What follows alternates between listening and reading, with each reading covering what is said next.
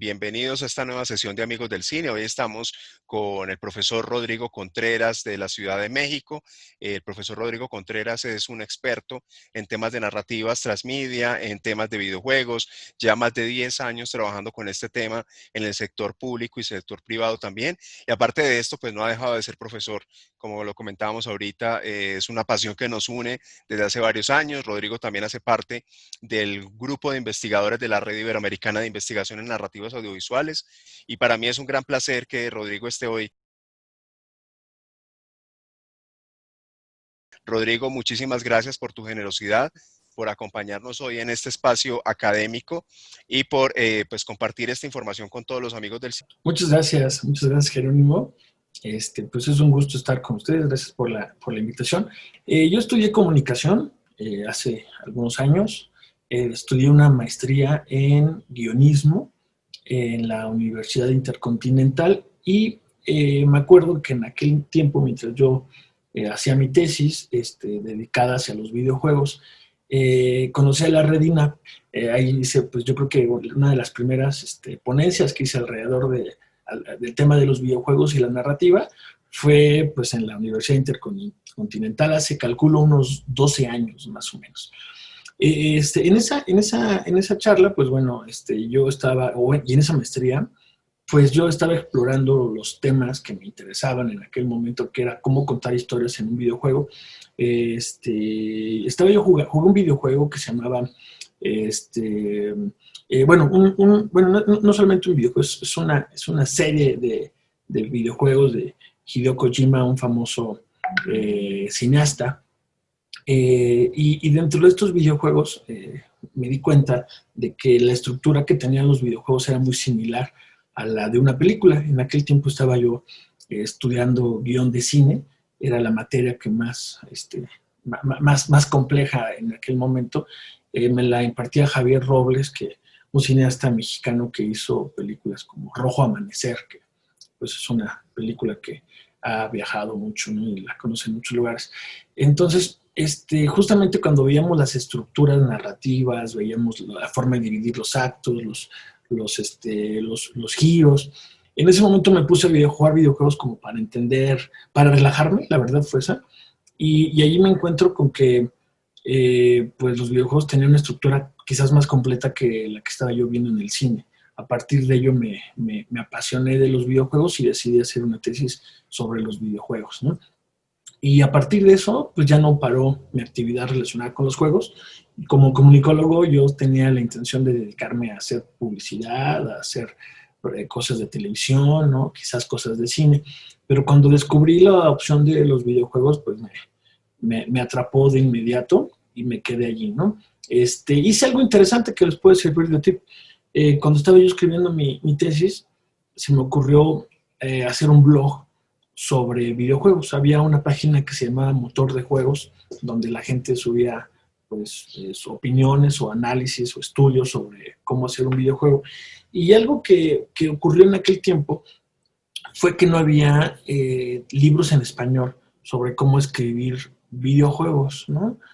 Cómo hacer game design, cómo hacer, no, es más, no había ni formatos, ¿no? Para cómo hacer un guión en español al menos. Entonces, ya existía Amazon, entonces compré los libros y me llegaron en inglés y pues empecé a hacer todo pues el ejercicio de traducir estos libros y de entenderlos y de hacer pues algunas propuestas para mi tesis. Eso ayudó mucho porque las personas que buscaban guionistas para guiones de videojuegos, para videojuegos, pues no encontraban a nadie que hablara español, todos estaban en Estados Unidos o en Europa. Entonces eso ayudó para que me empezaran a buscar para participar en proyectos. Entonces eso es una oportunidad, ¿no? Que sin querer descubrí porque pues no había muchas personas haciéndolo. Más adelante, pues ya no solamente me invitaron a hacer guiones, sino ya a trabajar dentro de la producción de videojuegos. Entonces ya me incorporé a varias empresas. Una de ellas donde más tiempo estuve fue Enova. Enova, donde pues logramos desarrollar pues alrededor de unos 28 videojuegos más o menos en todo el tiempo que estuve allí, juegos para diferentes clientes. Y allí mismo pues asumí una gerencia que era gerencia de contenidos transmedia, ¿no? Entonces, ahí mismo empecé a explorar no solamente el concepto, sino ya crear estrategias transmedia donde no solamente hacíamos el videojuego, sino a veces hicimos una serie animada, hicimos apps, hicimos e-learning. Entonces las estrategias de contenidos pues ya no solamente iban a través de un videojuego, sino a través de muchas plataformas. Ahí pues realmente fue donde más me desarrollé laboralmente y posteriormente pues ya decidimos fundar una empresa junto con un par de socios que se llama Most Transmedia y pues ahí logramos tratar de vender este servicio de generar conceptos y generar ideas y generar narrativas, no solo para el entretenimiento, sino para otras áreas. Creo que esa es una de las, una de las claves de lo que hacemos en Most, que el storytelling, que a veces lo estudiamos para hacer cine o para hacer publicidad o hacer televisión, es una herramienta que se puede utilizar para otras cosas, por ejemplo, para estrategias de comunicación al interior de una empresa o para enseñarle algo a alguien o para enganchar a un grupo, a una audiencia en particular. Entonces, el utilizar estas técnicas fuera del entretenimiento creo que fue una de las claves que hemos descubierto y muchos de los clientes pues están interesados en este tipo de cosas, ¿no? Bueno, además estoy ya terminando mi doctorado en comunicación y justamente el tema de mi doctorado, de mi tesis, es transmedia y videojuegos. Entonces, bueno, justamente en esto es en lo que me he venido especializando. Voy a avanzar un poquito en los temas, pero me gustaría que si alguien tiene alguna duda no se espere y me interrumpa y podamos charlar sobre sus dudas, ¿no? De todas formas, la charla está dividida en pues unas 30 minutos de exposición mía y después me gustaría que ya fuera una charla más abierta. Pero bueno, si antes de eso alguien tiene algún comentario, bienvenido. Una de nuestras claves es Content is King. Es una de nuestros argumentos en todos lados. Para nosotros lo más importante son los contenidos y son contenidos que muevan, que conecten con las personas. Para que esto ocurra debería de haber contenidos que apelen a las emociones, que impacten, que le gusten a las personas. Y a través de eso es que podemos generar eso, ¿no? Esta conexión con personas y este contacto con los demás. De nada sirve tener una plataforma tecnológica muy sofisticada, de nada sirve tener una megacomputadora o tener una consola de videojuegos muy avanzada si no tenemos un buen juego, ¿no? O sea, la clave sigue siendo un buen juego. Seguramente todos jugaron Tetris, ¿no? O a lo mejor alguien jugó en los videojuegos de sus papás un juego que se llamaba Snake, que tenían los teléfonos Nokia, que era una viborita que iba avanzando. Esos dos juegos que menciono me parecen de los juegos más adictivos que existen y son juegos que no necesitaron grandes gráficos para producirse. Entonces, de nada sirve tener una gran plataforma tecnológica si no tenemos un buen contenido, ¿no? Un buen contenido y entonces parte de lo que aquí estamos aprendiendo, pues ha sido el cómo contar historias, ¿no? Cómo impactar, cómo generar emociones. Entonces, las claves de eso no están necesariamente en la tecnología. Las claves están en la narrativa, está en la literatura, está en el cine, está en estas grandes historias que nos inspiran todos los días y si las aprendemos a contar, pues también podemos ayudar y podemos colaborar a crear pues, otras historias. Entonces, realmente lo que nosotros vendemos a nuestros clientes son contenidos. De pronto hemos llevado incluso redes sociales de algunas compañías o del gobierno, ¿no? Y pues la clave de todo esto está de nada sirve tener una cuenta con muchos millones de seguidores si no tienes un contenido que brindarles, ¿no? ¿Para qué seguir a alguien o para qué seguir una compañía o por qué seguir una cuenta del gobierno? Pues la única razón para esto es que te dé un contenido relevante, ¿no? Cuando tú estás en tus redes sociales, en el timeline de Facebook, de Twitter, el que quieran, pues lo que estamos buscando de manera permanente es un nuevo contenido, algo que nos sorprenda, ¿no? Un buen video, una buena imagen, algo que nos llame la atención. Bueno, ¿cuáles son los? Vamos a definir las cosas, ¿no? Ya me metí en un montón de conceptos y quizás no son todos tan claros. El primero de ellos, bueno, hablamos de entornos transmediales. ¿Qué significa esto de entornos transmediales? Pues es cuando los contenidos fluyen por muchas plataformas, que es la nueva realidad del entretenimiento, de la comunicación, del periodismo, el que hoy, incluso de la comunicación humana. ¿Ustedes cuántas formas tienen de comunicarse con los miembros de su familia, ¿no? Quizás se puedan comunicar vía WhatsApp, vía Facebook, vía teléfono, vía una carta, ¿no? Le pueden dejar un recado a alguien. Tuve que salir y le dejan el cuaderno ahí pegado, el post-it en el refrigerador, ¿no? Entonces tenemos muchas formas de comunicarnos, sin embargo elegimos una tenemos un propósito para cada una. Entonces eso es la transmedialidad, el utilizar todos los medios que tenemos a nuestra disposición para mandar diferentes mensajes según la conveniencia de ellos. Entonces, los usuarios saben muy bien cuándo subir una foto a Instagram y cuándo hacer un comentario en Twitter y cuándo subir una foto a Facebook, ¿no? Entonces, cambia por las edades, las culturas, pero en general los usuarios saben muy bien cuándo te tienen que mandar un mensaje de WhatsApp por audio o cuándo prefieren mandarte una imagen o cuándo prefieren mandarte incluso una videoconferencia, ¿no? Entonces, todas estas plataformas, como usuarios, eso le digo mucho a mis clientes, los usuarios ya lo saben usar, ¿no? Ustedes, estoy seguro que todos saben en qué momento ocupar qué plataforma. Las compañías no necesariamente. Las compañías a veces necesitan que les ayudemos porque quieren dar el mismo mensaje por todos lados. Tuve un cliente que me pidió una postal para redes sociales y después me dijo, oye, por favor, dame esa imagen en, ¿cuántos eran? Como 20 por 40 metros, ¿no? Yo, ¿para qué quieres ese archivo tan grande? Es que vamos a hacer una lona que vamos a poner afuera de nuestra empresa, que era pues, un edificio, y queremos poner ese mensaje aquí. Entonces, pues no necesariamente el mensaje que sirve en Facebook es el mismo que se va a utilizar en una lona, ¿no? Impresa. Entonces, cada medio tiene una diferente cualidad y entonces al mismo tiempo estamos mandando muchos mensajes a través de muchas plataformas y eso es el entorno transmedial, ¿no? Dice aquí en la presentación, es una tendencia en el entretenimiento y en los medios de comunicación, es una tendencia en el que pues usamos esas múltiples plataformas para comunicarnos. Aquí les muestro un gráfico de Robert Pratton, que es un inglés que ha estudiado el tema de la transmedialidad. De hecho, es un consultor hoy en día, ¿no? Un consultor transmedia.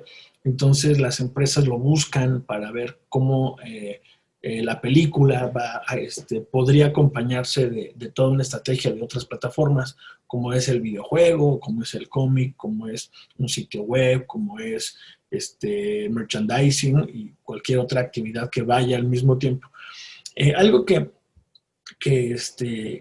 vemos en la parte de arriba es que las plataformas tradicionales, antes, la misma historia se contaba de la misma forma en cada plataforma. Por ejemplo, siempre pongo mi historieta preferida de ejemplo, que era los X-Men. De niño leía esa historieta.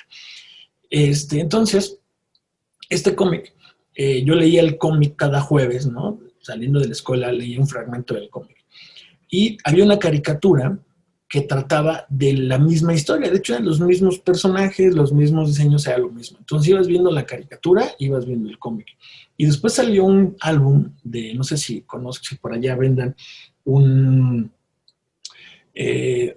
álbums Panini, que son stickers coleccionables. Por ejemplo, yo creo que lo conocen por los juegos por las stickers del Mundial, ¿no? Yo creo que todo el mundo ha ha visto esos stickers que venía el álbum de cada mundial y pues tenías que comprar los sobres con los personajes de cada uno. Entonces, bueno, había algo similar en mi infancia y entonces pues yo compraba los stickers, llenaba el álbum con con toda la historia de los X-Men.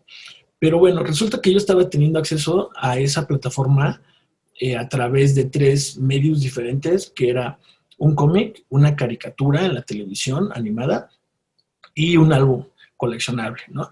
En las tres plataformas yo veía exactamente lo mismo, ¿no? Sin embargo, no me molestaba, ¿no? O sea, como usuario era, pues ya sé en qué va a acabar, ¿no? Yo ya sabía, normalmente terminaba primero el cómic y después la caricatura. Entonces, seguía viendo la caricatura para ver cómo esa historia que yo había leído se movía, ¿no? Pero era lo mismo, yo sabía en qué iba a acabar. De hecho, los que hacemos esos somos los típicos aguafiestas que cuando alguien hace alguna especulación en una película, ¿no? De pronto, el aguafiestas que dice, no, pues es que en el cómic yo sé que se va a morir. Entonces, ¿qué? ¿Por qué dices eso? Bueno, porque ya lo viste, pero tienes la emoción, te emociona volverlo a ver. Eso se llama cross media y son las típicas adaptaciones que hemos conocido desde los orígenes del cine. De hecho, una categoría de los premios Óscar sigue siendo mejor guión adaptado y creo que la mayoría de las mejores películas son guiones adaptados, ¿no? Joker, que quizás les haya gustado esta película, pues es un guión adaptado de los cómics. Y creo que este año en particular, bueno, el año pasado, las películas del año pasado en los premios Óscar, pues la mayoría de ellas eran guiones adaptados, ¿no? Entonces sabemos hacer muy bien eso, para llevar una historia de un medio a otro. Todos habrán visto Game of Thrones o cualquier otra de estas grandes historias, vienen de un libro y se adapta a la televisión o se adapta al cine o cualquier otra plataforma, la misma historia. Después, eso era el pasado, era el cross media o la adaptación. Después viene una tendencia que es esta transmedialidad a la que Robert Patton llama el nuevo mundo, ¿no? El nuevo mundo es cada fragmento de la narrativa se convierte en una pieza que se va sumando y se va conectando a una experiencia. Entonces, el consumidor de hoy no le basta el que cada plataforma tenga un cachito que te presente lo mismo, porque ya lo viste. Hoy los usuarios están esperando algo más, que podría ser fragmentos de esta misma colección de contenidos, ¿no? Donde vamos viendo, pues, adecuaciones o se les van agregando cosas, ¿no? Entonces, eso es la transmedialidad, que cada primera vez que me ocurrió que vi un producto transmedia, no sé si alguien vio la película de Resident Evil, por ejemplo, que ya es una película muy viejita, pero quien había jugado los videojuegos llegó al cine esperando ver la comunicación tradicional, ¿no? La misma historia la querían ver pues en un videojuego. Y la sorpresa es que no se repetía ningún personaje. Era una historia completamente nueva que lo único que compartía era el universo narrativo. Eso, en un principio, la verdad, yo me sentí traicionado, ¿no? Porque yo vengo a ver una historia y unos personajes que no están aquí, pero lo que te estaba planteando la historia no era necesariamente repetirte la historia y adaptártela, te estaba prometiendo una ampliación. Eso es la transmedialidad, ampliar los conceptos y con usuarios comprometidos lo que se permite es que cada usuario quiera llegar a ver algo más. Piensen en a lo mejor casos en los que les gusta mucho una película y de pronto sale el documental, entonces lo ven con interés de saber más, ¿no? De profundizar en el contenido y de tener datos que no venían en la otra plataforma, ¿no? ¿Quién lo ha hecho muy bien? Pues desde productos grandísimos como Matrix, ¿no?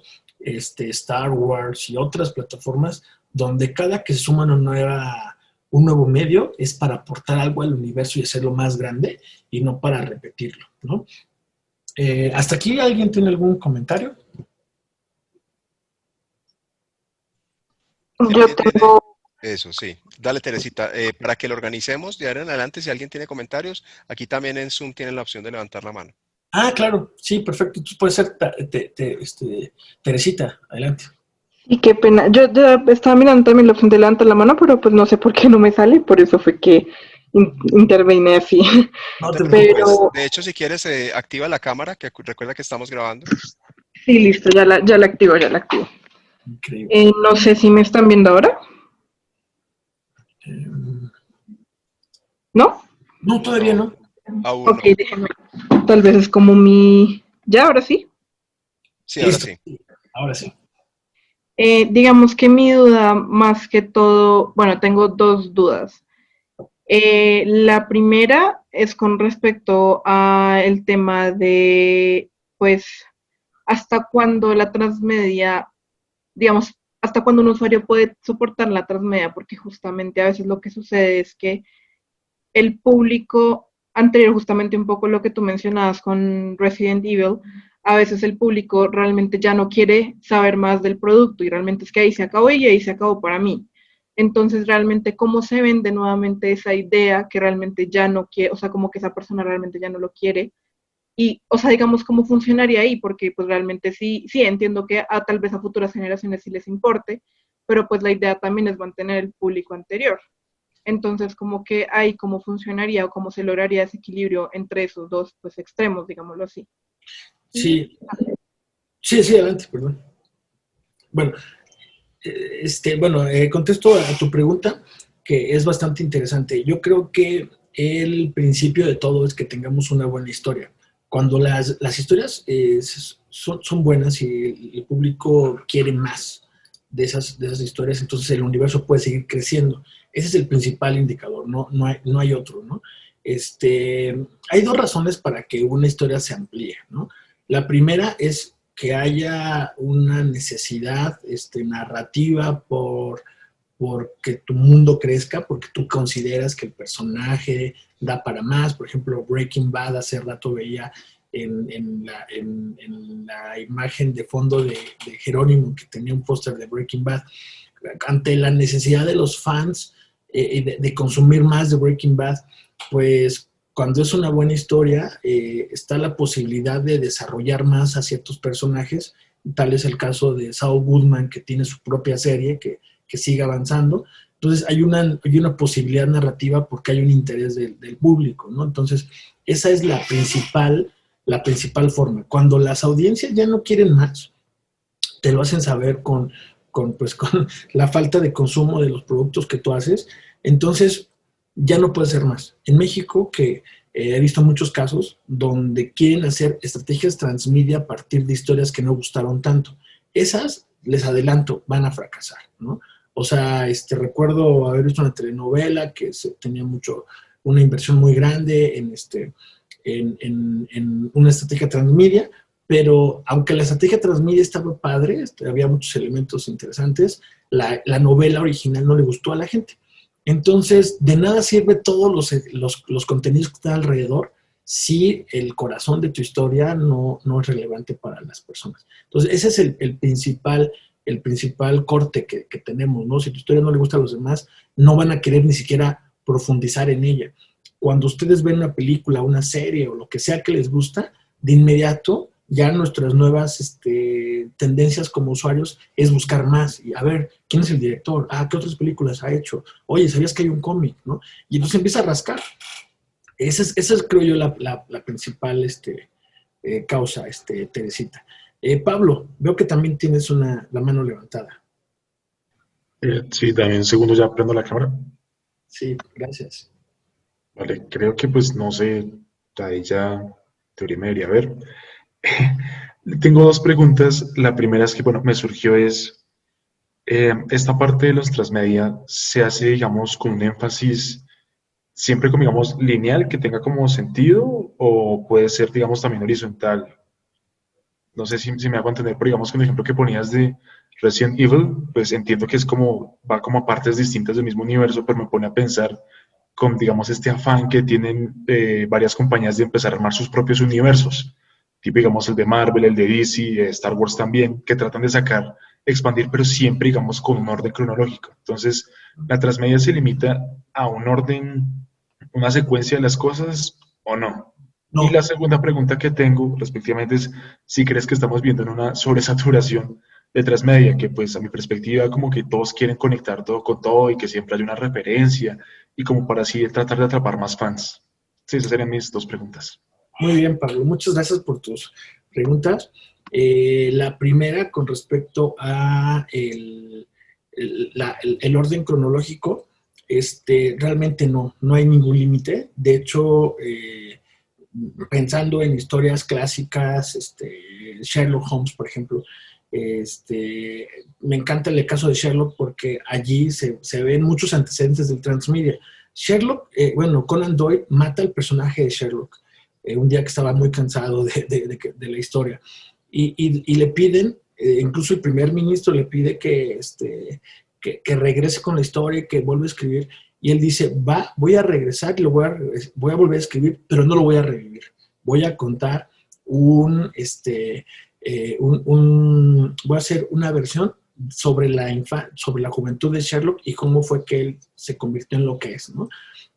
Entonces, justamente, este es un ejemplo de cómo las narrativas te pueden dar para adelante o para atrás, ¿no? Que es muy común hoy para un guionista el tener antecedentes muy interesantes de tu historia y que los quieras expandir, porque a veces es más interesante y lo hemos visto desde El Padrino, ¿no? Hasta un montón de historias, entonces no hay ningún límite, ¿no? Hay un caso reciente, más o menos reciente, ¿no? Interestelar, esta película del espacio muy famosa, donde ya que había salido la historia, el director sintió la necesidad de crear un antecedente que se llama Zero, ¿cómo? Planet Zero, creo que se llama, que es un cómic donde explica algunos elementos de uno de los personajes, que es el personaje que hace Matt Damon en la historia. Entonces es un cómic nada más para explicar qué pasó antes con ese personaje, porque él creyó que tenía mucho más para construir alrededor de él y que no tuvo oportunidad de hacerlo en la película. Entonces, realmente no hay ningún limitante hacia adelante o hacia atrás, más bien es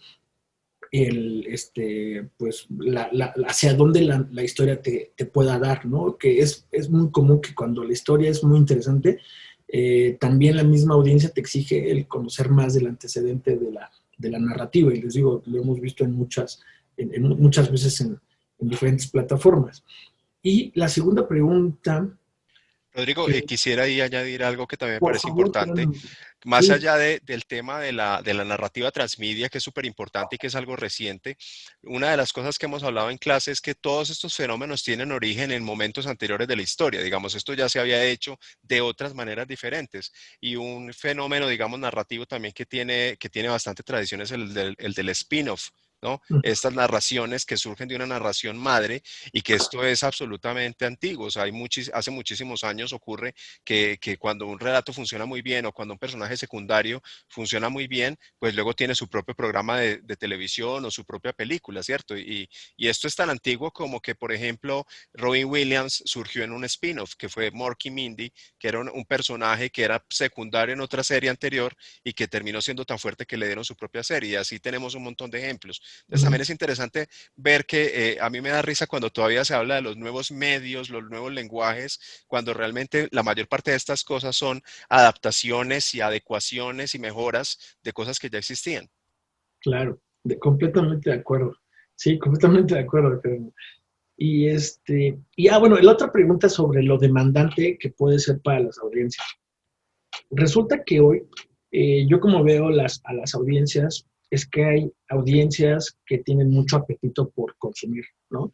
Cuando una historia te gusta, por ahí hay una cita que tiene Robert McKee, que quizás leyeron en su libro El Guión, y dice, el apetito por historias de la humanidad es insaciable, ¿no? No nos cansamos de una buena historia, siempre queremos más. Entonces, yo creo que eso viene a colación con qué tanto estamos demandándole a las nuevas audiencias con estos universos tan grandes. Y yo creo que mientras las audiencias tengan apetito por esas historias, los universos pueden seguir creciendo, ¿no? O sea, Star Wars a mí me impresiona lo grande que es el universo y cómo se puede seguir expandiendo. Y seguir haciéndolo mientras haya alguien interesado en seguir siguiendo la historia.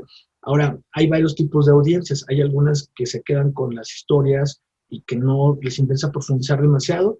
Entonces, pues sí, para algunas historias hay un público así. Pero para otros, por ejemplo, los casos que dabas de cómics, yo creo que las audiencias de los cómics son de las que tienen más apetito por consumir más cosas y universos ampliados. O sea, históricamente se puede morir Batman, Superman, pasan 2 meses, inventan un nuevo Superman y la gente vuelve a consumir. O ha habido muchas historias paralelas ahora que viene Spider-Verse, ¿no? Y a los usuarios les interesan todas.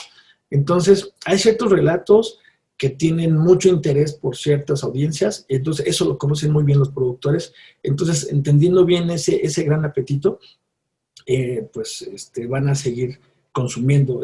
Hay un documental de Jon Favreau, se llama, el director de Iron Man 2 y que sale por ahí en muchas de las... es director de muchas de las películas de Marvel, y hay un documental donde él tiene un programa sobre, se llama el Chef Show o algo así.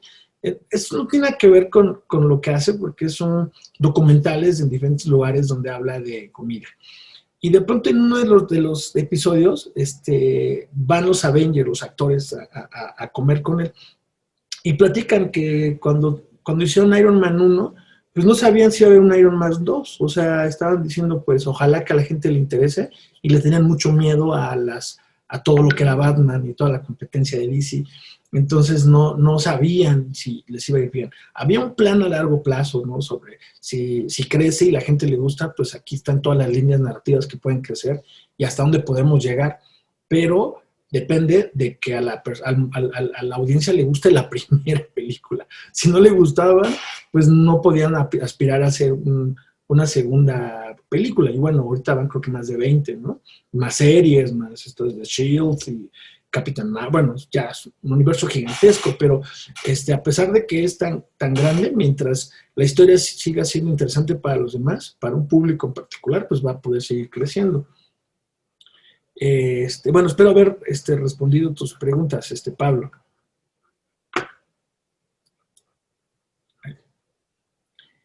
Bueno, veo que hay dos preguntas más. Daniel, adelante, Daniel. Creo que ella. Adelante, Daniel, ¿cómo estás? Bien, ¿qué tal? Sí, tengo una pregunta relacionada con pues, la audiencia. Digamos que cuando la audiencia desea hacer parte de la historia y empieza a crear sus propias historias, digamos que dentro de ese canon y compartiendo ese mundo narrativo, digamos que las partes del fanfiction y las creaciones del fandom vienen a ser parte de la narrativa transmedia. Muy buena pregunta. Cuando una historia es buena, irremediablemente el fandom va a surgir. Entonces, lo que se recomienda para las grandes franquicias de entretenimiento es que dejen oportunidad para la creación de contenidos de las mismas audiencias.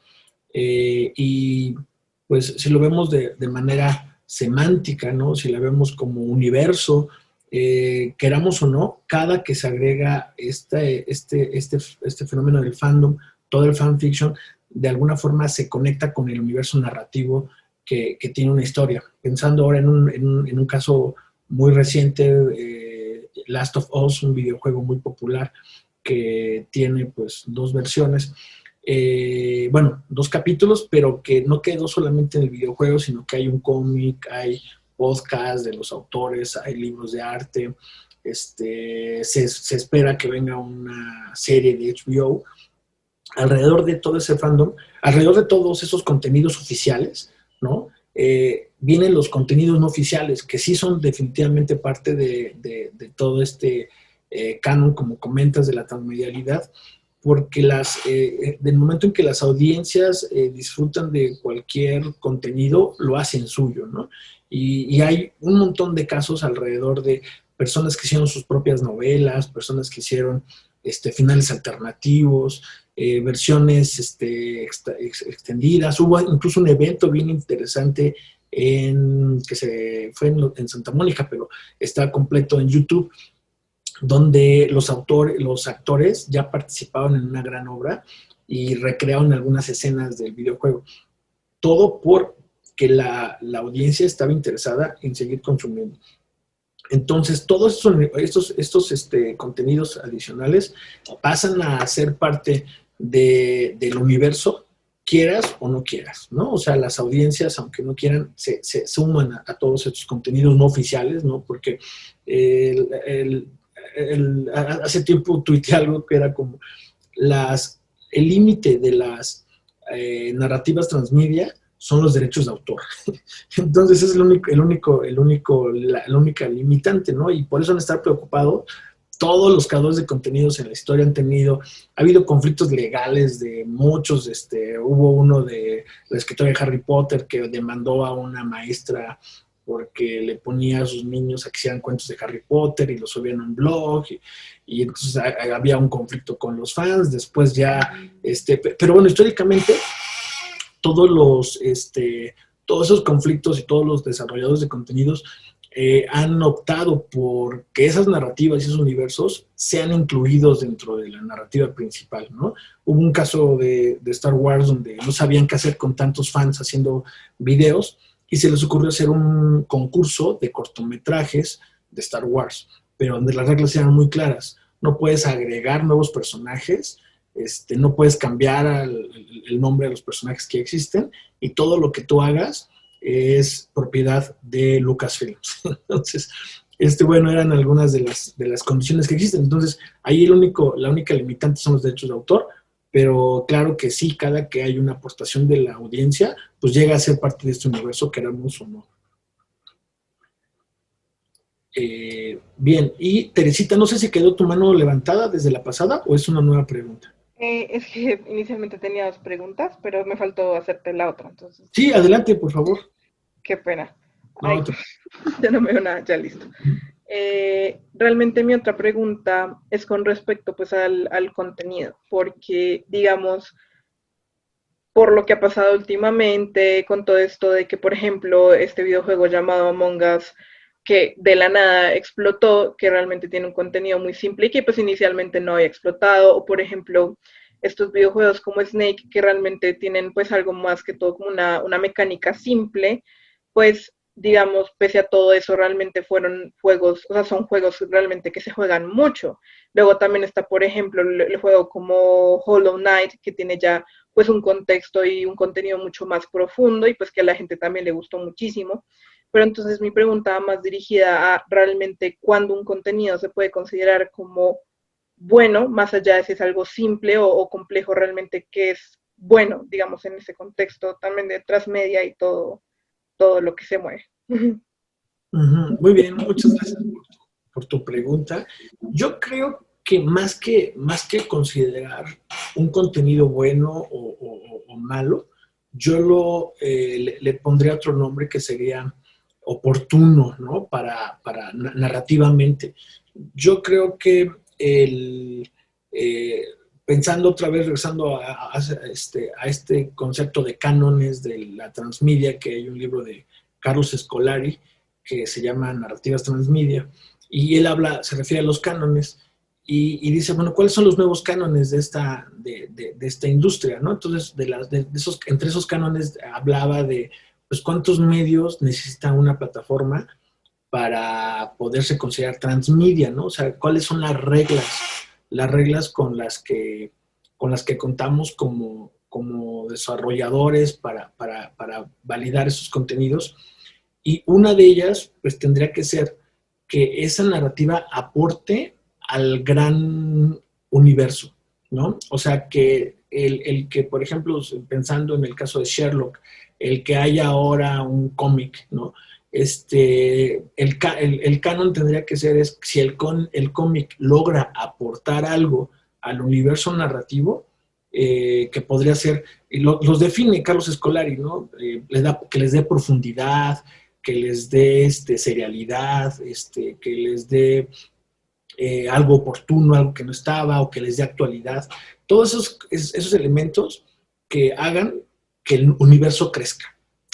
Creo que hacia allá tendría que estar resumida la respuesta.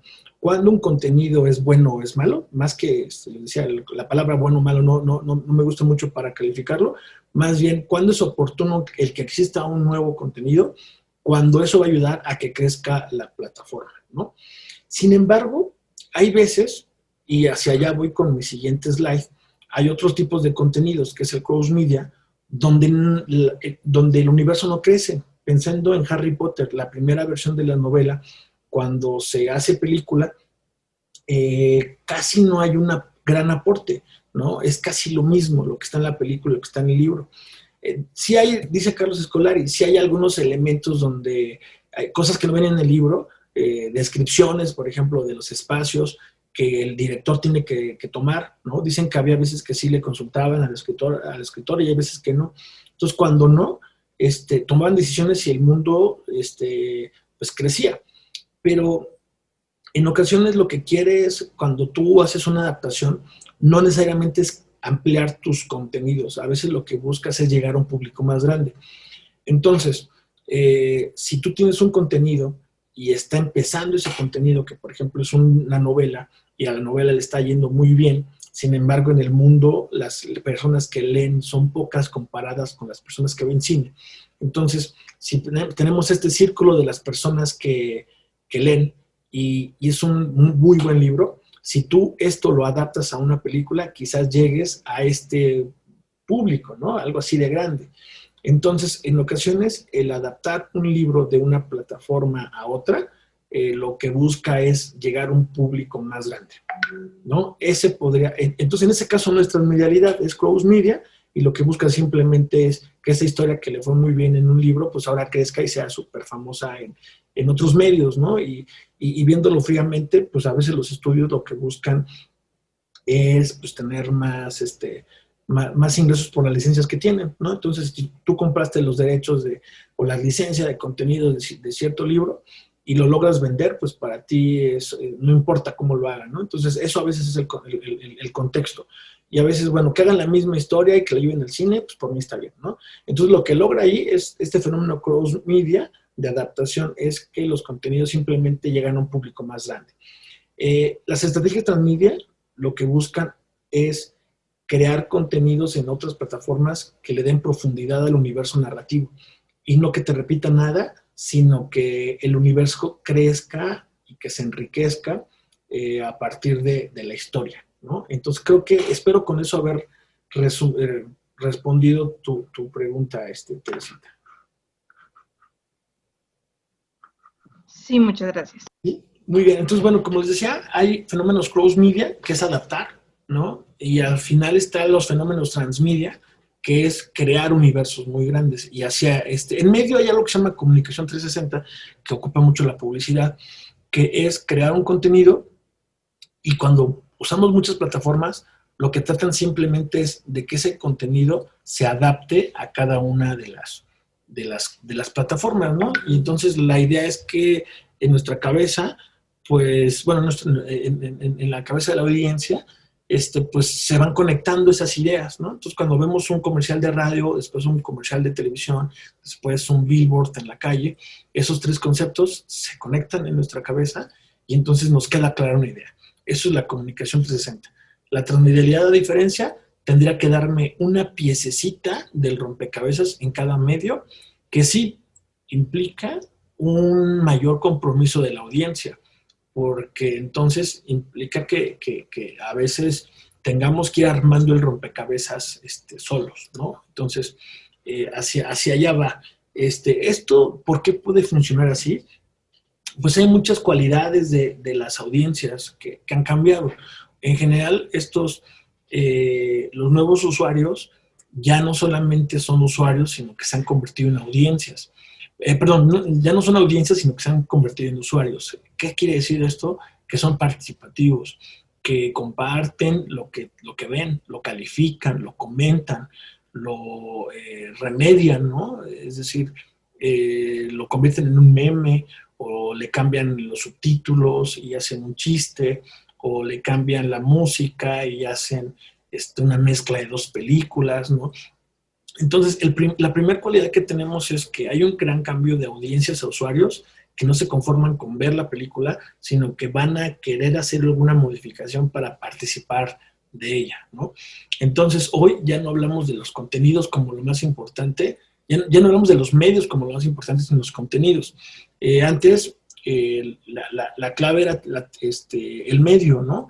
Hoy ya no, hoy primero, o sea, es una recomendación que yo hago a mis alumnos, cuando tengan una historia que contar, no empiecen pensando en que tiene que ser cine o teatro o un cortometraje. Primero piensen en qué historia quieren contar, ¿no? Y ya que sepan qué historia quieren contar, entonces la siguiente etapa sería en dónde la contamos, esa historia dónde luciría más.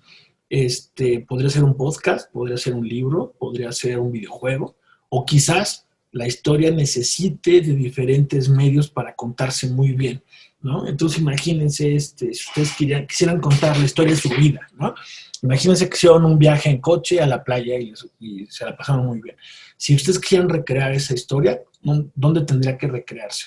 En fotos, en música, ¿no? En un podcast, en memorias, bueno, o sea, esa gran mezcla de medios es lo que hoy particularmente permite que exista esta tendencia. Y bueno, ahí les comparto algunas otras características que tienen estos usuarios.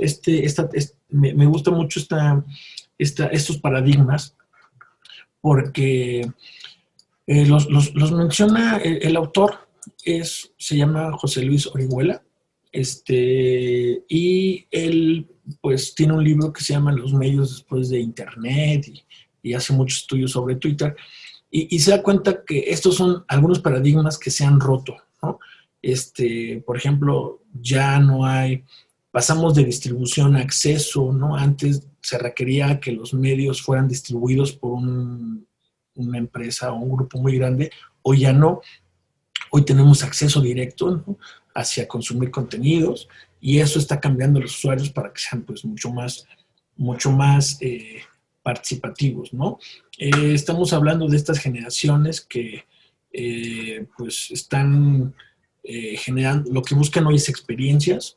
Entonces hoy de alguna forma lo que busca la transmedialidad es generar esa experiencia en la cual la historia no solamente esté en un fragmento, ¿no? De un medio, sino que nos pueda rodear en todos lados. Entonces, que la historia nos acompañe, ¿no? O sea, si nos gustó Pokémon, pues ya no solamente es el videojuego, sino quizás la caricatura, quizás es el merchandising.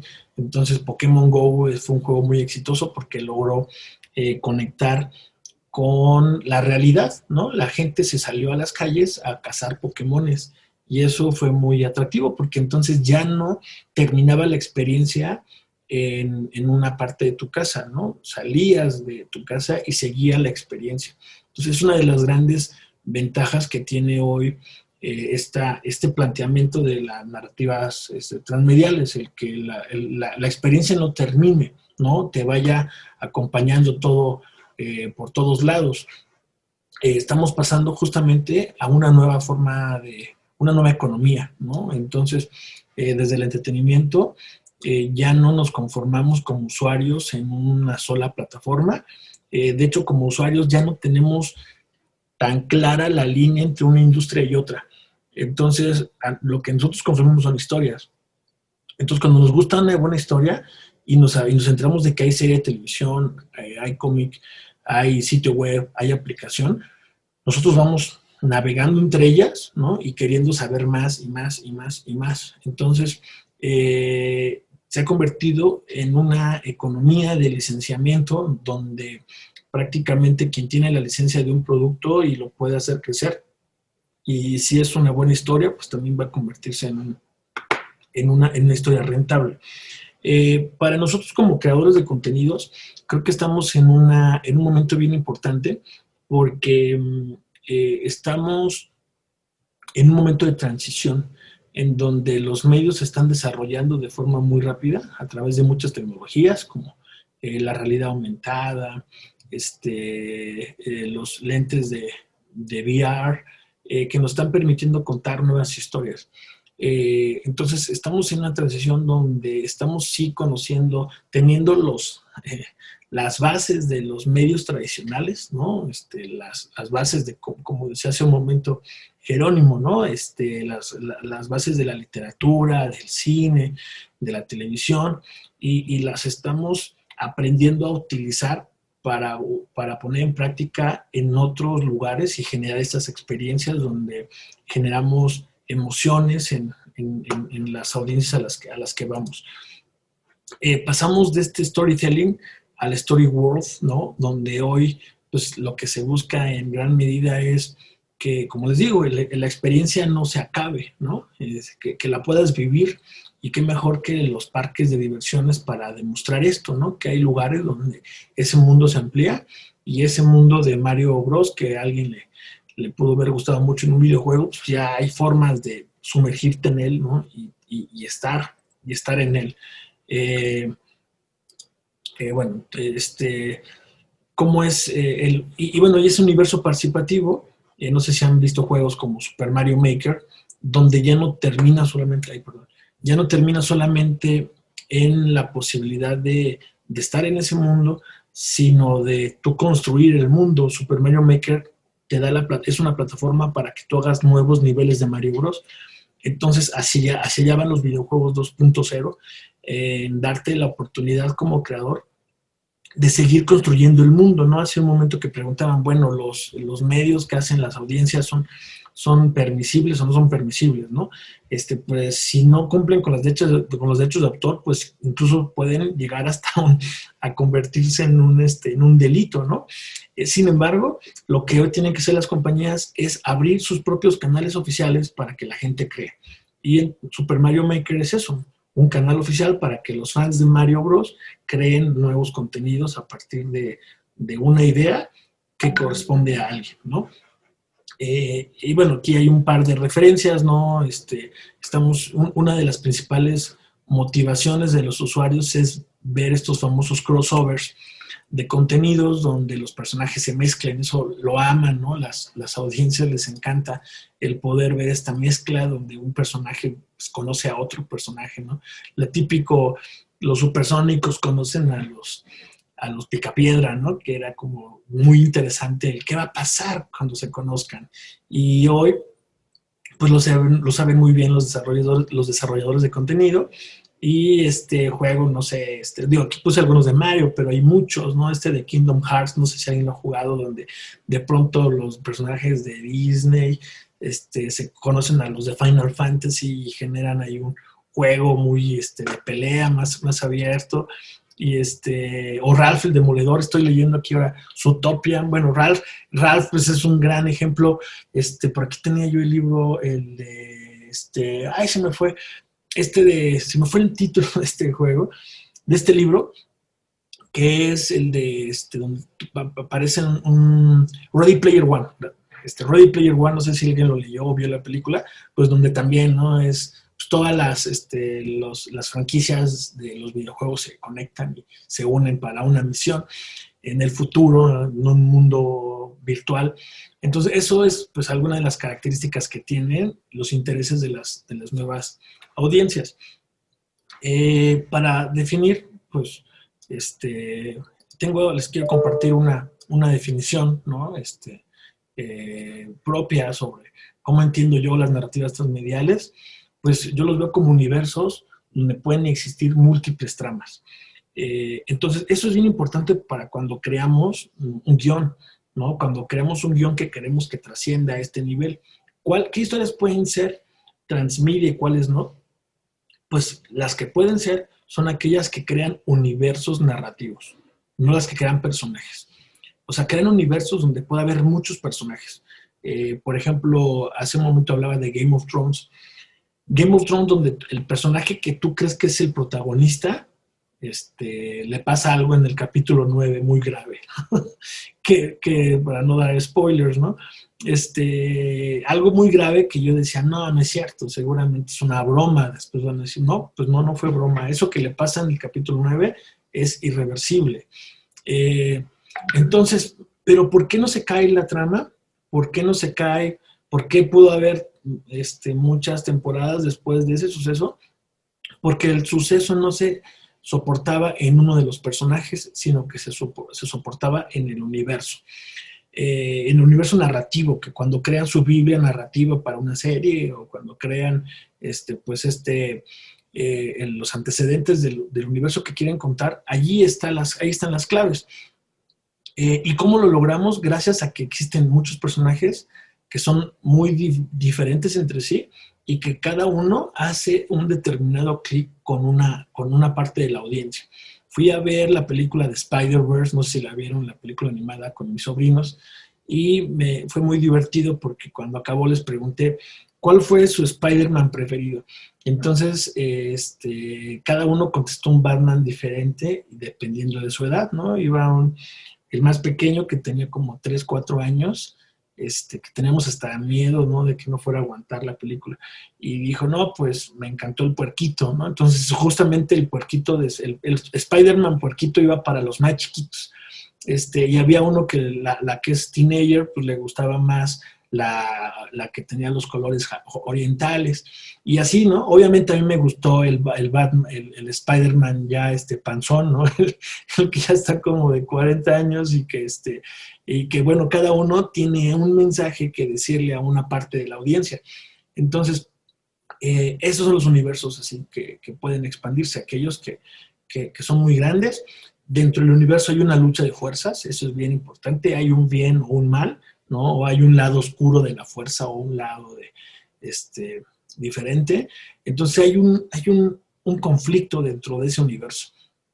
Y ese conflicto alguien lo tiene que resolver. O sea, si pensamos en Romeo y Julieta, pues hay una lucha, ¿no?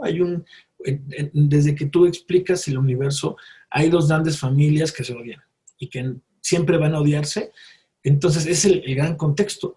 Puedes agregar muchos personajes y puedes agregar muchas generaciones. Después de que muere Romeo y Julieta, estoy seguro que 10 generaciones después se seguían peleando esas dos familias. Entonces, si creas ese universo con esos elementos o con esa gran lucha de fuerzas, pues tienes una historia que contar, ¿no? Y que puede durar mucho. Los personajes mueren, pero sus universos continúan. Entonces, eso es lo que hemos visto en muchas de las franquicias, que los universos pueden superar la muerte o la desaparición de un personaje.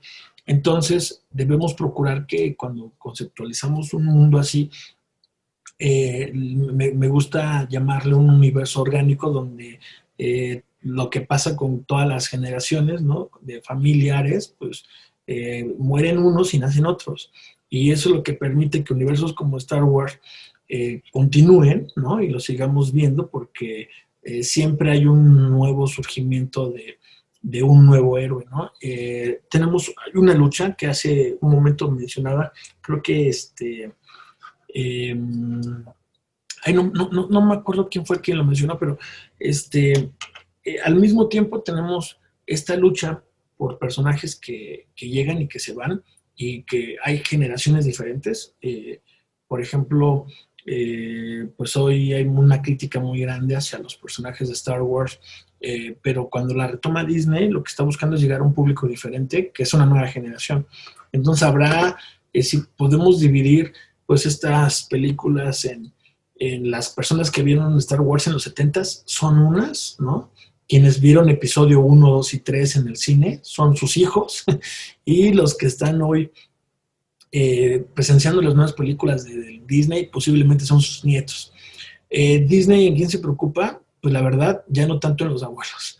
La verdad se preocupa más en los nietos, que son la nueva generación que va a consumir sus productos. Entonces, pues es donde invierte más, ¿no? Entonces ahora el que las generaciones veamos algunos cambios en la historia que nos gustan, pues están hechos para llegar a un público muy diferente. Bueno, la narrativa como un ecosistema está habitado por especies, subespecies, territorios, depredadores. Entonces eso es muy interesante cuando crean un universo transmedia, ¿no? Particularmente pues, en los videojuegos. Cada personaje tiene una función narrativa. que esa función sirve, ¿no?, para poder coexistir. Y cuando creamos estas especies o subespecies y son interesantes, nos da para poder profundizar en ellas y crear universos alternos.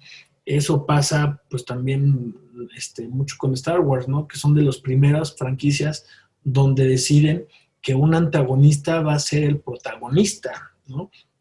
De hecho, los videojuegos se centraron en los antihéroes, ¿no? Y ha crecido mucho la forma de ver videojuegos desde, no sé, GTA, ¿no? Estos de Grand Theft Auto, Infamous, las grandes franquicias, la mayoría de los protagonistas son antihéroes que están contando el lado opuesto, ¿no? Y entonces Star Wars lo hizo hace mucho tiempo, creando juegos donde los villanos eran los protagonistas de los juegos, ¿no? Entonces hay una posibilidad creativa muy diferente, ¿no? Y que bueno, ahora los antihéroes regresaban a la televisión y los vemos en todos lados, ¿no? Desde las series de Narcos, por ejemplo, ¿no? O las series de asesinos, las series que es muy común ver estos productos donde los protagonistas son antihéroes. Bueno, ya para ir terminando, esto que vemos acá es un paraguas que Robert Putnam usa para explicar que cuando creamos un universo narrativo transmedia, debemos de considerar 4 posibles canales, ¿no? El narrativo, importante, ¿no? El de la historia, que a veces, pues, viene de la literatura, a veces viene del cine, donde está como la parte más fuerte de las historias. Normalmente ahí nacen. En la actualidad, incluso, muchas de las historias que vemos vienen de la literatura, ¿no? Lo platicamos hace rato con las adaptaciones. Aquí en México dicen que el 64% de las películas que llegan al cine están basadas en un libro. Entonces, incluso platicando con un amigo que es director de Amazon, ¿no?, que fue director de Amazon acá, me decía que una razón por la que las editoriales compran los libros no tanto es por la venta de libros, sino porque los derechos de ese libro pueden después comercializarse para hacer adaptaciones a otros medios y ahí es donde realmente obtienen ingresos. Entonces, bueno, una gran base son la parte narrativa, ¿no? Otra parte importante es el mundo real, ¿no?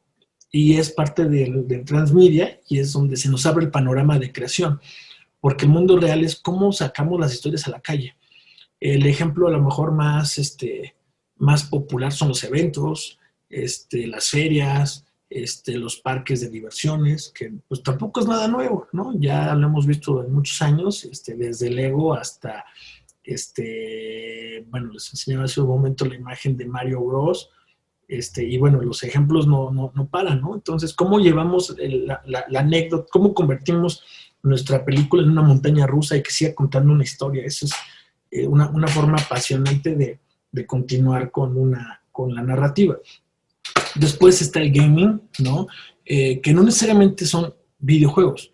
Posiblemente el gaming está en hacer estrategias que le llaman de gamification, que es darle al usuario una tarea como si ellos fueran jugadores, ¿no? Por ejemplo, las colecciones, el coleccionar cosas, el darte, el que llenes un álbum, como les decía hace un momento, es una forma de ir dándole objetivos a la audiencia para que se conviertan como en jugadores.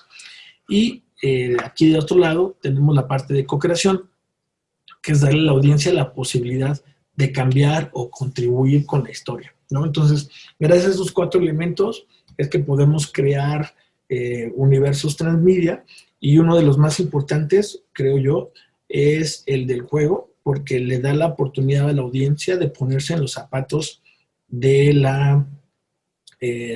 de un personaje, ¿no? Entonces eso es un gran cambio en la estructura mental de un jugador, de alguien que vive una historia, ¿no? O sea, si te pregunto en un juego de peleas, oye, ¿quién eres tú? A veces contestas, pues yo soy Ryu, o soy Ken, o soy el nombre del personaje. Entonces, desde la parte del lenguaje, asumimos que somos el personaje, ¿no? Entonces, crear estas nuevas historias está permitiendo el llegar a pues nuevos panoramas de narrativos, ¿no? Aunque bien el origen es el mismo, ¿no? Seguimos creando historias a partir de Aristóteles, y seguimos siguiendo estos tres actos, a pesar de que seguimos teniendo esa misma base, las historias siguen teniendo la misma estructura. Hoy están surgiendo muchas plataformas que nos permiten contar esas historias de forma más real, ¿no? Y de forma más lúcida, y donde esas historias ya se pueden vivir, y donde, por ejemplo, no sé si alguien ha jugado este juego de Assassin's Creed, donde hay veces que te detienes a ver nada más y disfrutar del mundo, ¿no? Los que no lo ubican, esta franquicia tiene algunas en Florencia, algunos han sido en Egipto, algunos son con los griegos. Incluso en las últimas dos versiones ya le agregaron el modo explorador o investigador. Y ese modo ya no te pegan los malos, ya nada más es, bueno, hay gente que quiere ver cómo era la antigua Grecia o quiere ver cómo eran las tumbas de Tutankamón en Egipto. Entonces, ya no quieren jugar, solamente quieren ir a disfrutar de esta recreación tan increíble de cómo era el espacio, y entonces el juego te da la oportunidad de entrar y de disfrutar de ese espacio, ¿no? Entonces, el juego está yéndose hacia allá, ¿no? Las narrativas están yendo hacia allá, hacia estas experiencias cada vez más realistas. Bueno, pues hasta aquí llega esta parte que quería comentarles. Creo que has abierto un panorama así supremamente amplio. Aquí Julián Esteban cuenta de que igual en el caso de Spider-Man de PS4, que justamente, bueno, yo no soy muy gamer, pero sí conozco esta opción que tiene de tomar fotografías en distintos lugares de Manhattan con Spider-Man, y que es bien, es una posibilidad muy interesante como de visitar estos lugares. En estos 10 años que has llevado tú trabajando con temas de videojuegos, ¿cuáles han sido los cambios más sensibles en la industria? Digamos, ¿qué cosas han cambiado en la narrativa, en la técnica, en los usuarios, que tú en el día a día, desde tu experiencia profesional, hayas percibido? Bien, pues yo creo que uno de los grandes cambios es que el juego se ha ido hacia los dispositivos móviles. Hoy, si tuviéramos que entender el panorama de todos los jugadores que existen, la base, si lo viéramos como yo lo veo como una pirámide, donde la base está en jugadores casuales, así les llaman, a los que juegan en el celular. Ellos son la gran parte de los jugadores. Después hay una parte más reducida, pero es la que gasta más dinero, que son los jugadores en consolas, ¿no? Los que juegan en casa. Juegos ya más extensos, con narrativas más profundas. Y después hay una parte más pequeña, pero más intensa. Estos son los jugadores más comprometidos que juegan en PC y juegan algunos juegos tipo League of Legends o estos juegos más complejos que implican también sesiones de juego más complejas, ¿no? Y que compiten además. Así es, aparte de estos equipos que están en todo el mundo, entonces y que ha generado incluso un nuevo modelo de negocio, que son los famosos esports, exacto, y que están generando tanto dinero, ¿no? Que las otras industrias han empezado a ver cambios en sus ingresos, y la única que no decrece, pues es la de los esports. Esa crece así, ¿no? De forma súper grande. Entonces, bueno, primero entender esos tres grandes grupos de consumidores, que hace 10 años hablábamos un poquito de PC y consolas. Ese era el mundo. Hoy ya cambió, ¿no? Los móviles llegaron a revolucionar todo. Otro cambio importante está en el modelo de negocio y en los contenidos. El modelo de negocio de antes le llamaban pay to play, estos juegos donde tú comprabas un cartucho, ¿no? Todos recordarán que antes te daban el cartucho o el disco, y eso que te llevabas, eso era el juego, como en el cine, ¿no? O sea, tú compras una película y eso 50 años después no va a tener nada extra. Hoy la industria de los juegos cambió a tanto que podríamos comprar el juego el día que sale, y en cuanto lo pongamos en la consola, quizás nos pida ya hacer una actualización. ¿Eso qué implica? Que los contenidos no se detuvieron, que se entregaron una versión que se va a seguir construyendo y que, por ejemplo, juegos como Grand Theft Auto, que ya salió en el 2013, entonces imagínense 7 años, sigue estando en el top de los juegos más vendidos, pero porque siguen haciendo juegos o misiones en línea. Entonces no termina la producción, o sea, los que les gusta el juego siguen comprando cosas ahí dentro. Entonces ese modelo implica que un desarrollador de contenidos no acaba su juego cuando lo entregó. Ahí apenas es el principio de todo el universo que va a crecer. Uno de los game designers de League of Legends justamente hablaba, hay un documental que está en Netflix que quizás eh, lo puedan ver, se llama En pocas palabras, seguramente está en Netflix, por allá lo pueden ver, está en Sí, pocas en pocas palabras, se llama palabras. Ujú, Deportes Electrónicos, se llama. ujú. Entonces, documental de pocas palabras, que es en la segunda temporada, sale uno de los game designers de esta empresa y pues lo que ellos han estudiado ahora ya es el consumo de los jugadores en la plataforma y cómo ellos se quedan jugando un tiempo y de pronto pues les tienen que poner un personaje muy fácil para que tú sientas que el juego pues, avanzas, ¿no? Entonces te pone el juego bien fácil en un principio y conforme empiezas a jugar y a dedicarle más horas, te lo empiezan a poner más difícil, pero ya miden de manera muy precisa tu comportamiento en el juego. Entonces imagínense que esto es como si estuviéramos en el cine y alguien estuviera con la historia viéndonos y dijera, mira, ya se aburrió, vele poniendo más giros a la historia. Y entonces empezaran a trabajar en la historia mientras nosotros lo estamos viendo. Haciéndolo más difícil, más interesante, más atractivo. Ya no juega, vamos a poner más o menos cosas. Entonces el juego lo van modificando permanentemente para que los jugadores sigan estando interesados en el juego. Entonces, esta forma de entender al jugador mientras juega y de tener muchos datos sobre él y utilizarlos para que el juego sea más complejo, creo que es algo también de lo que hoy, de estos cambios grandísimos que existen hoy en el mercado, por mencionar algunos.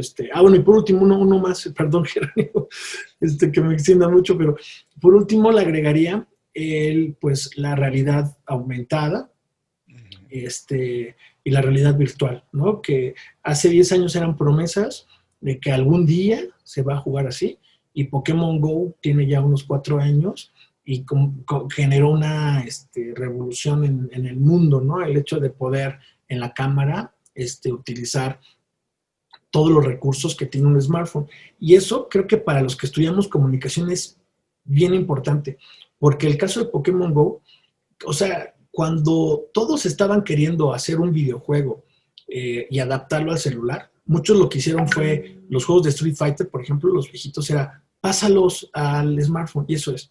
Entonces, ellos lo que siento que hicieron con estos aparatos fue que reinventaron los juegos.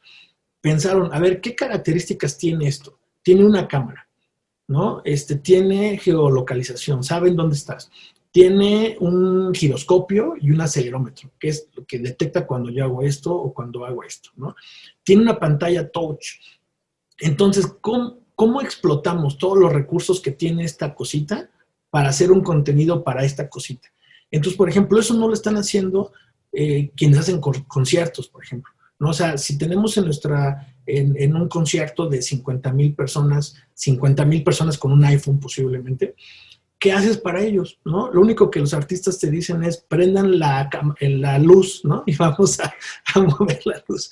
Y ya, ¿no? Pero creo que ese es un gran reto, el cómo empleamos estos dispositivos que la gente tiene para que en los contenidos que se hagan exploten al 100% todo el dispositivo. Eso hizo Pokémon Go. Entonces, creo que ese es un punto a poner mucha atención. Sí, además, pues hay varias cosas interesantes ahí en lo que dice Rodrigo y es, por un lado, pues es una tendencia en todas las áreas y es a la personalización de los medios, a la altura y a la estatura y a la medida precisa del usuario. O sea, que el usuario es el nuevo rey de los contenidos y obviamente todo está diseñado específicamente para él, en la inteligencia artificial, en la automatización, en los big data, algoritmos, en fin. Todas estas modificaciones están dirigidas específicamente a brindar una experiencia única a cada uno de los usuarios. Entonces, como tú dices, pues la idea no es como que haya un estándar para todos y entonces usted mira cómo se adecua al estándar, sino que tú eres el estándar, o sea, tú pones tu propio estándar. Josué, Rodrigo, cuando tú has trabajado en videojuegos, ¿cómo es, digamos, el proceso? O sea, ¿cómo es normalmente un proyecto de videojuegos? ¿Dónde empieza? ¿Dónde termina? ¿Y qué personas intervienen ahí? Muy bien, muy buena. Bueno, voy a tratar de contestarlo de forma muy breve. Hay un rol diferente a lo que hemos visto de manera tradicional en la televisión o en el cine, que hay un rol que se llama Game Designer. El Game Designer es el que crea las mecánicas de un juego. Un Game Designer antes era el que organizaba un juego de mesa, pero pues los juegos de mesa pues no eran productos masivos, entonces no era una profesión muy popular. Hoy ya, porque es una persona que lo que hace son reglas de un juego, hacer divertido un juego, ¿no? Entonces está ese rol. Está el rol del guionista, que tiene un nombre bien interesante en los videojuegos, que se llama Narrative Designer. Me encanta el concepto porque no es guionista. Y ese es el primer error en el que uno cae. Yo la primera tentación como guionista, que yo estudié un máster en guionismo, es que lo más importante es la historia y después el juego, ¿no? Eso mismo, entonces, esa es la primera tentación que uno tiene, ¿no? Meter una mega historia. Pero después te das cuenta que no, que un juego lo más importante es que sea una experiencia lúdica, muy divertida, y la narrativa va acompañando y va aderezando los fragmentos de que tiene el juego dentro de todo su proceso. Entonces, realmente lo que va haciendo la narrativa es irse adecuando a los momentos de juego para que sea más interesante y que no solamente sea disparar 50 veces muy rápido, sino que te digan, te vienen persiguiendo 20 zombies y tú traes un niño en brazos y solo tienes 3 pistolas, entonces tienes 3 balas, perdón, entonces con 3 balas tienes que deshacerte de 50 zombies. Entonces, el nada más disparar porque sí, ¿no? Le agregas una historia y la historia está justamente diseñada para hacer mejor la experiencia del juego, ¿no? Si nada más fuese disparar puntos blancos en la calle, pues a lo mejor sería tendría poco interés. Pero en la narrativa es ese empuje que hace entretenido el reto que se te pone en el juego, ¿no? Entonces, ese trabajo entre el narrative designer y el game designer es pues una forma de trabajar pues única, ¿no? Que antes no se veía tanto. Después de esto, pues ya viene el trabajo de un animador, ya viene el trabajo de un desarrollador de videojuegos, que ellos ya trabajan sobre lo que hace el diseñador de juegos, ¿no? Algo interesante, el diseñador de juegos tiene entregables que son mapas, ¿no? Que son diagramas de flujo, ¿no? Más similares a cómo hacer un programa de cómputo que hacer una película, ¿no? Storyboards, ¿no? Eso sí ya es más para nosotros. Entonces ya después viene el programador que todo eso, esos gráficos que hace el equipo de diseño, que hace el equipo de animación, pues ya lo empieza a hacer interactivo. Y curiosamente la etapa más compleja y más larga de todo este camino es el desarrollo y el testing. En el desarrollo nos pasa algo importante que bueno, ahí a lo mejor platicar con más cineastas, a lo mejor tú nos puedes decir, pero normalmente los cineastas, cuando tienen su guión, lo revisan con su público, sus amigos, ¿no? Pero hasta ahí, o sea, no haces una prueba masiva para les voy a leer el guión y a ver qué pasa, ¿no? Es como... Sí, eventualmente organizan un par de focus group, pero no es muy relevante. Poquito, bueno, exacto, algunos screening, cosas así muy sencillas, y en el videojuego no.